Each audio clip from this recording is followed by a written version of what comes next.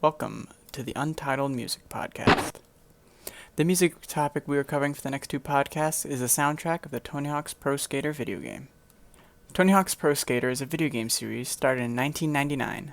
The first video game in the series sees its players pick their favorite pro skater and play them as they do flips and grinds in an attempt to get the highest score, and to complete objectives strewn throughout the level in a 2-minute arcade-influenced look at skateboarding.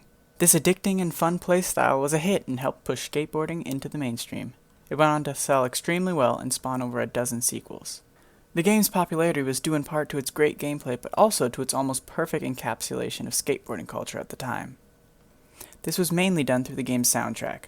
The soundtrack of Tony Hawk's Pro Skater games covers many genres, all directly related to skate culture at the time. However, due to the unknown nature of the game prior to release, the soundtrack of the first game is not nearly as dynamic and mainly features rock and punk subgenres.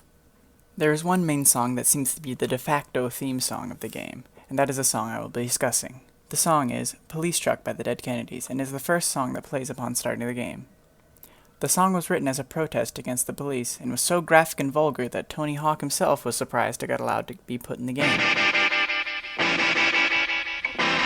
This song shows the skater-punk, anti-police attitude at the time, as most skaters at the time had run-ins with the law, as skating was seen as a rebellious thing to do at the time, and was illegal to do in most places.